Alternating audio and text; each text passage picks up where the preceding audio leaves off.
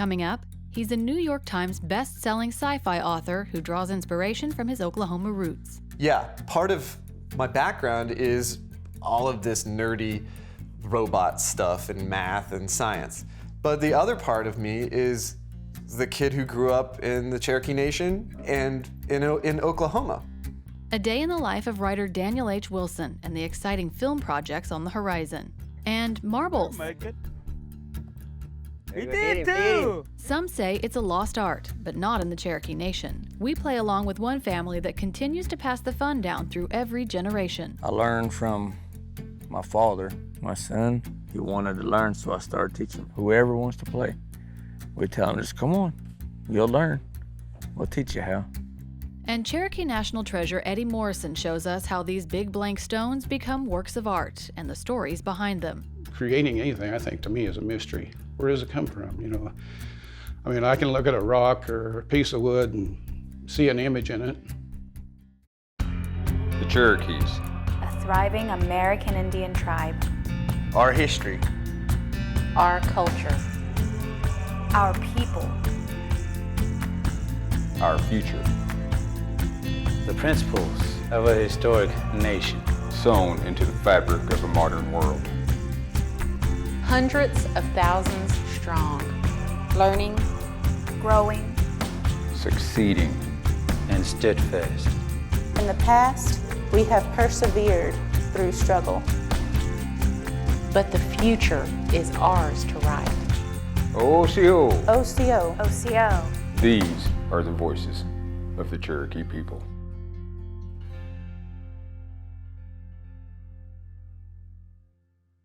Osiyo, I'm Principal Chief Bill John Baker. Welcome to the Cherokee Nation and OsiyoTV. This is how we share our culture, our heritage, our history, and our language with you. Wado. Osiyo, it's how we say hello in Cherokee. In this episode, we'll learn about the traditional Cherokee pastime called marbles and how hard hits and heckling are all part of the fun. Plus, we'll grind stone with sculptor Eddie Morrison, whose work is sought after across the country. But first, New York Times best-selling author Daniel H. Wilson. He's a self-proclaimed robotics nerd who's turned his passion into a writing career and has some film projects in the works with some pretty impressive producers.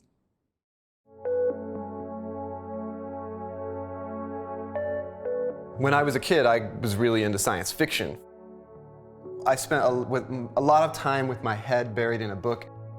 For me, it was a way just to kind of like get out of whatever situation I was in and go someplace else. I'm Daniel H. Wilson, and I'm a writer. I was born in Tulsa, Oklahoma, and I grew up in North Tulsa, Harvard and Pine, you know, down the street from my grandma. And my dad ran a body shop, Howard's Auto Top and Body Shop on North Peoria. I managed to get into Carnegie Mellon, the Robotics Institute. Ultimately, it was 2 master's degrees and a PhD in robotics. And as I got through graduate school, I started writing papers, obviously, to go present, you know, my research and everything. And so I started realizing that's where my strengths were at. And then I had this like really silly idea for a book called How to Survive a Robot Uprising. What if I just took science fiction totally seriously and said, well, fine, you know, let's ask roboticists, like, how do you escape from each type of robot, you know, each type of scenario? And then I transitioned into writing novels. I wrote a book called Robopocalypse, Amped, and a novel called Robogenesis, which is the sequel to Robopocalypse. This is pretty cool. I mean, from the graphic novel that I wrote, Quarantine Zone, the artist sent me some of the original work, you know. And it's also one of the most fun parts of writing a comic or a graphic novel is, you know, I just wrote a couple of words. A boy stands in a doorway, and then he creates like a work of art. Here's my 3 novels that I've written so far, Amped and Robopocalypse and Robogenesis. And then short story, all my DC, Earth 2, World's End stuff. Then all the nonfiction, Mad Scientist Hall of Fame, How to Build a Robot Army, How to Survive a Robot Uprising, my good old brojitsu, including this classic photo of me pulling my little brother's hair, just to show my brojitsu bona fides. And Then, yeah, a lot of short stories that have been in anthologies. Yeah, it's kind of piling up.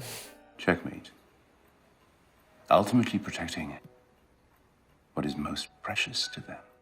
The Nostalgist is a short story that I actually was inspired by The Old Man and the Sea, the old Hemingway. My vision was of a world where the real world, the gritty real world, was not a place where you'd want to live, you know, a scary place.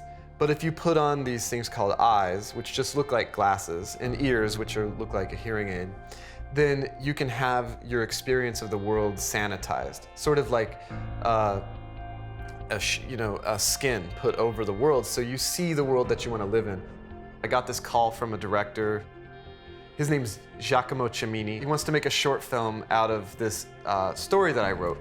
I bought a ticket. I went out to London where they were shooting this, and the second I arrived, it just blew me away. Seeing the film process firsthand also made me understand the difference between writing novels and writing feature scripts.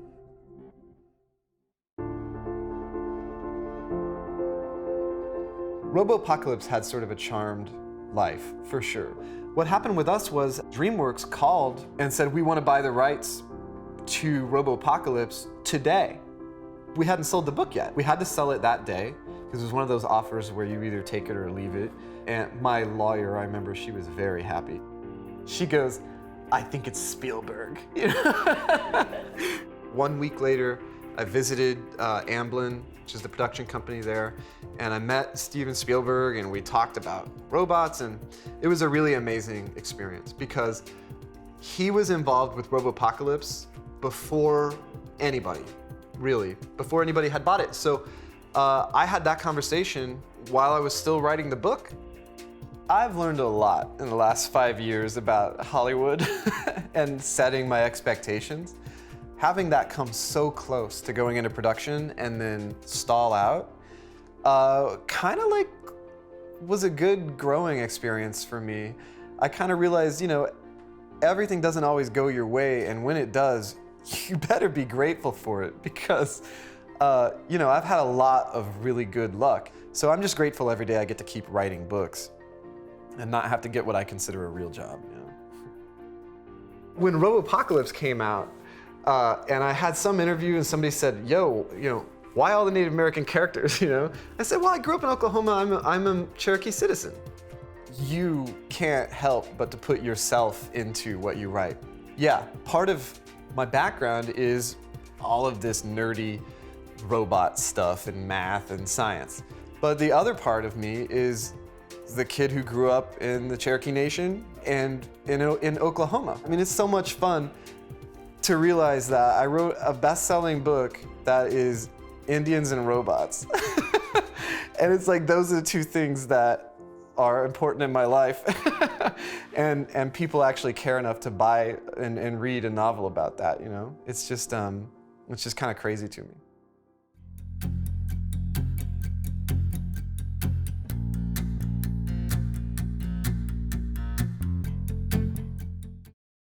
Some say the game of marbles is a lost art. We're talking about these kinds of marbles, not the small ones.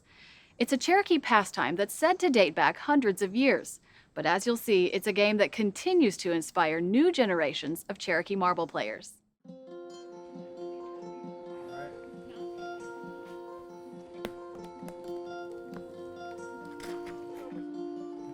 Yeah, anywhere.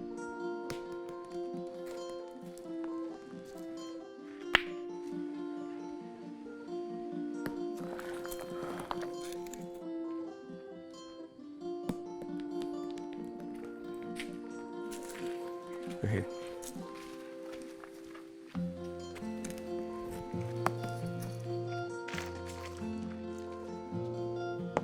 Endo.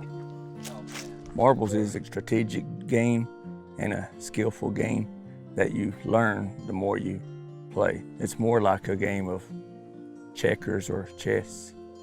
You kind of just think, makes you think. My name is Delbert Foreman. I've been playing marbles pretty much my whole life. I learned from my father. After church, we would always stop by at the marble field. They'd play till late in the night, about 2 or 3 probably sometimes. When the older people were playing, we had our own marble field on the side. When they played, we played too. Like all the other families around here as well, they know how to play. If there's a marble field pretty much close by, they know how to play. Well, they've got an idea how to play. Like each member of the team will have a marble, and they start off from the second hole, they'll throw to the first. And the object is to try to make the hole. When one team goes all the way through to the 5th hole, and it comes all the way back to the first, and each member has made last hole. That's how you win. Start the game behind the second hole, and we roll to the first hole up there. When whoever gets close, it's gonna be on teams. We're gonna lag. It's what they call lagging, you know, when you play pool and stuff. And the circle's down there. Whoa. Looks like Bill's my partner. We'll see, we'll see. Whoa. You might be right. Oh, might be right. Yeah, Jared way out there. Bill and Rich are on sides, me and Jared. We use a smaller ring, and whenever you get inside that ring, you can just pick it up and set it in the hole. I can reach in, you know, because I'm in there, set, but he's got to scoot back and roll in from back there. Nowadays, we use an outer ring. When you get in there, you have to scoot back behind that ring to try to make the hole. Before, they didn't have that outer ring. They would just play with that smaller ring. So if when you roll in, you're gonna stay behind the hole, we call that the marble line, so all up there like that. Try to make in that circle up there. They got pretty close. And when they make the second hole right here, they become a 2-hitter. Help me out. Oh, he made it. If you're playing a 2-on-2 game and your partner's at the next hole having problems trying to make it, oh, he's out. You want to hit their marble as far as you can away from the hole. That way it gives them 2 or 3 times to try to make it. Oh, you better make it. He did too. A lot of times too, whenever they hit hard, it's just to get into the other person's head.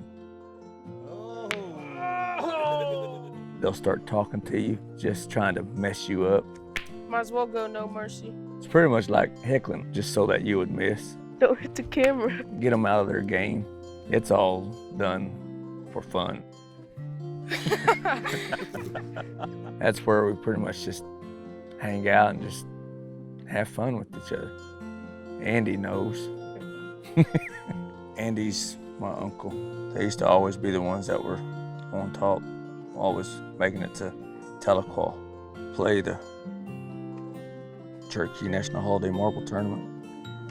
That's pretty good to look at. This was Bernice's journal, Andy's wife. I guess she probably didn't know she was doing it for history and anything, probably just like for, how would you say it, like minutes or something. Yeah. We got second last year, third before, and then we won it this year. We won it 4 times in a row at one time. Larry Crittenden, Richard Fields, Isaac Youngberg, and Dennis Sixkiller. Back in 1998, and we won that tournament that year. That's been a few years back. We used to play over there at, by Lee Foreman's house. We had a lot of fun. This is my grandpa, Lee. He's the one who used to take care of the marble field up there too. He used to make the hole, get it all set up, smooth the holes out. And now that's what we do. My son, he wanted to learn, so I started teaching him probably around 2 or 3. I guess he thought it was pretty fun. He learned to play pretty good. He's got one of those. Whoever wants to play, we tell him, just come on, you'll learn. Oh. We'll teach you how.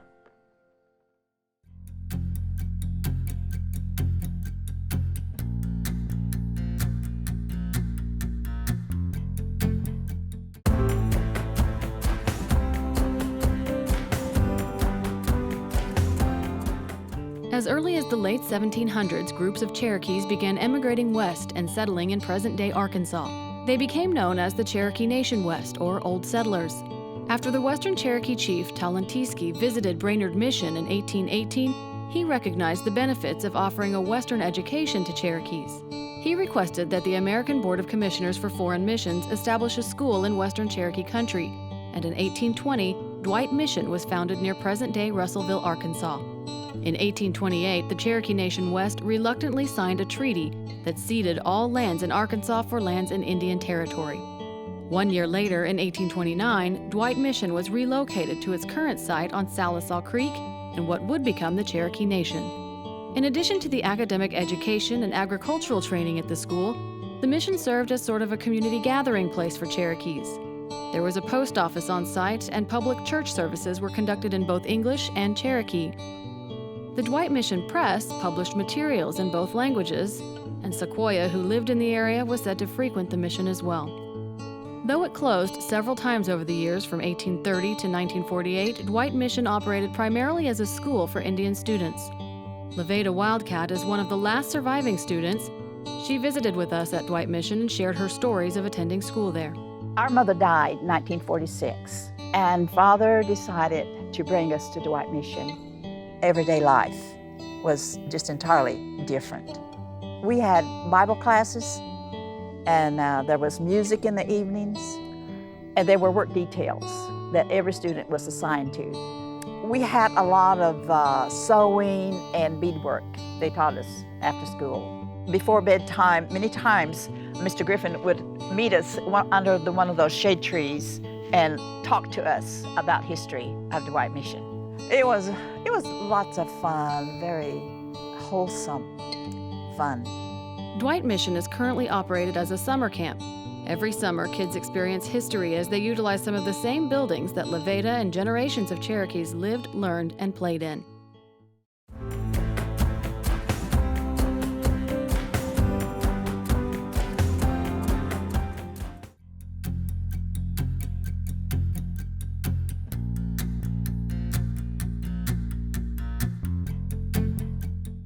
Jalagi iniwanihi. Let's talk Cherokee. October. Duni Nodi. Duni Nodi. I was born in October. Duni Nodi. Kotla. Awadanai. Duni Nodi. Kotla. Awadanodi. Fawn. Ahwi. Agina. Ahwi. Agina. The fawn is beautiful. Ahwi. Agina. Uwoduhi. Ahwi. Agina. Uwoduhi. Biscuits. Uni jalesti. Gadu. Uni jalesti. Gadu. I want some biscuits. Uni jalest. Gadu. Dawaduli. Uni jalest. Gadu. Dawaduli.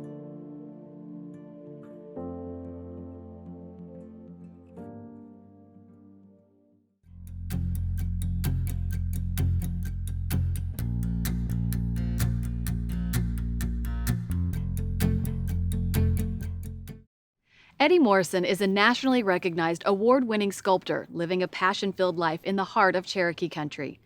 It turns out this land that now inspires his artwork was also a place of refuge for Eddie when life as a young boy got tough.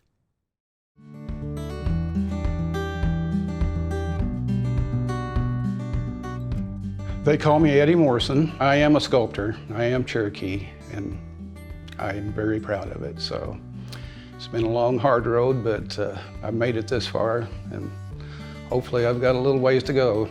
Someday they'll find me with a chisel in my cold, dead hands, but that's who I am. Well, my stepfather was a welder. He went to welding school, and we all packed up and went to South Carolina for what they call the bomb plant. It was the atomic energy plant down in Savannah, Georgia. I was fairly dark-skinned. And when I go to school, very racist, very racist. I was beat up. I mean, I had to walk a gauntlet almost to be at school there. And I always tell people, I said, and that kind of made me gun shy. And ever since, I've always been kind of, I guess it's been a struggle to speak in front of people. Well, I lived there until I couldn't take it anymore, and I started acting out, and they brought me back to live with my grandmother here in Tahlequah. I was probably in the 4th, 5th grade, something like that. But, well, it was a long time overcoming that. I was raised by my grandmother, and her name was Jane A. Batt. She was a full-blood Cherokee, spoke and wrote Cherokee. I would watch her piece quilts and things and make her designs in them.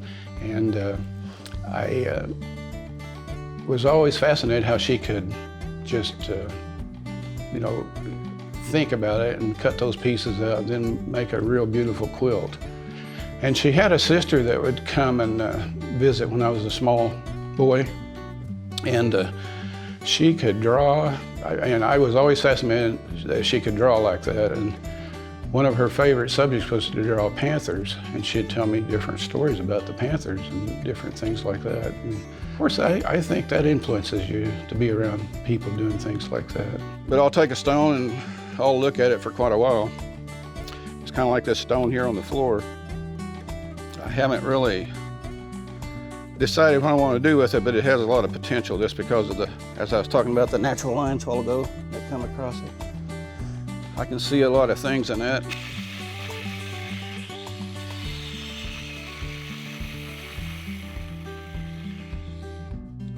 I could draw and do different things, so I said, well, I'll try painting.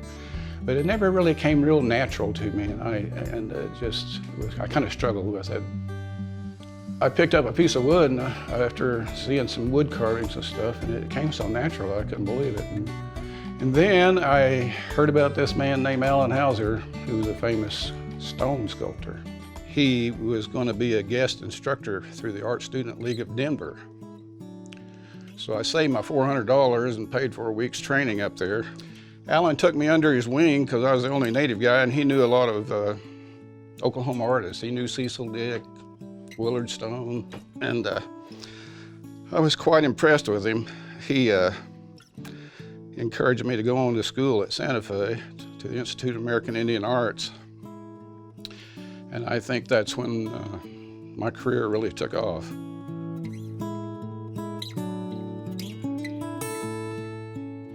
I learned a lot from him, and I always admired, even more than his art, I admired him as a man because he carried himself very well. I just think it was a blessing, really, to have met him and watched him work and had him show me and mentor me. I don't really try to win the awards anymore. Like I said, I can't compete with the new young artists, but I've won my fair share of awards over the years. And when I make a piece, I don't try to make a piece to win an award on. I make it for me and for the people I think would appreciate it. I became a Cherokee National Treasure in 2014. It was, I always tell people, I said that was the pinnacle of my career, I think. I'm very proud of that, to have been named a Cherokee National Treasure. It's a great honor, and it was something that it would take a lot to top it. I kind of grew up around people doing things with their hands and making, you know, quilts and crocheting and carving things out of wood and just creating things with their hands. And so I think, you know, you're influenced by that, but a lot of times I do think it's just in your DNA too, that creating anything, I think, to me is a mystery. Where does it come from, you know? I mean, I can look at a rock or a piece of wood and see an image in it. My work has gone all over the world, and it's just like a part of me going out somewhere. I like to think that if somebody thinks enough of my work to take it home with them or take it somewhere, that, you know, they're accepting me into their house. So I'm very proud of that. I've got work coast to coast, and I've been blessed. And I tell people it's a blessing. It's to be what I do, to be given a gift that I was given. I still surprise myself sometimes. I can do a piece of art. I can sit back, it'll send a cold chill down me and say, man, did I do that? So. We hope you enjoyed our show, and remember, you can always watch entire episodes and share your favorite stories online at Osio.tv. There is no Cherokee word for goodbye. We say, Donadago Ha'i. We'll see each other again. So until next time, Wado. It's your turn to visit the Cherokee Nation and explore 66,000 acres of lush Oklahoma countryside, scenic lakes and rivers, and engaging cultural attractions like the Cherokee Heritage Center in Park Hill, Oklahoma. Built in 1967, the Cherokee Heritage Center is a great place to immerse yourself in Cherokee culture, history, and art. The Cherokee Heritage Center includes the Cherokee National Museum, the Cherokee Family Research Center, our National Archives, Adams Corner Rural Village, and Deligua, a replica of a 1710 Cherokee village. The site of the Cherokee Heritage Center is itself historic. It's built on the original grounds of the Cherokee National Female Seminary, the first institution of higher learning for women west of the Mississippi. Thousands of women, both Cherokee and non-Cherokee, received world-class educations at the seminary until it burned in 1887. It was rebuilt in Tahlequah, Oklahoma, but today, 3 of the original school's columns mark the entrance to the Heritage Center.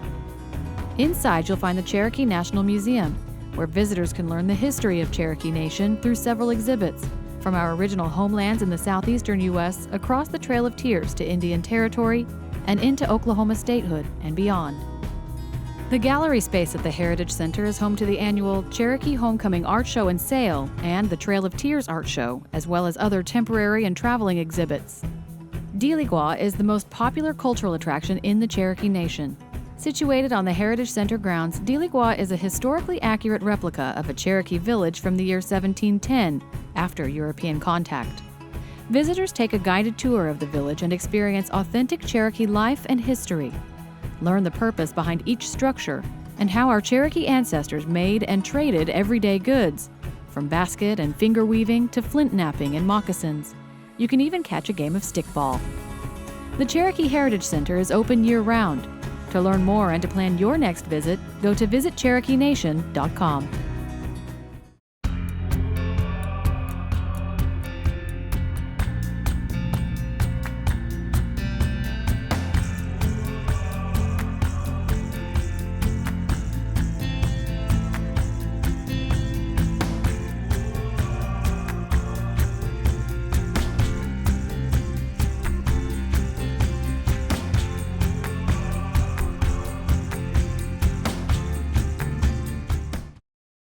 In the Cherokee Nation, news happens every day.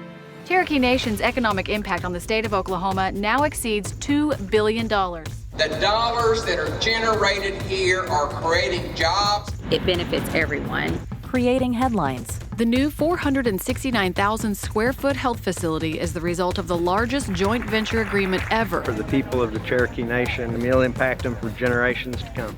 Creating opportunities. Cherokee Nation employees can now take 8 weeks of paid maternity leave. We have lots of young mothers and young families, and this is something that's very exciting. This year, the tribe awarded $5 million to superintendents from about 100 public school districts. When it comes to education, we're all in it together. Creating a better place to call home. The Wilma P. Mankiller Health Center in Stillwell, Oklahoma, nearly doubled in size. That this absolutely will make a tremendous impact on the quality of life. That's going to provide more jobs. For more Cherokee Nation news, visit onadiskoe.com.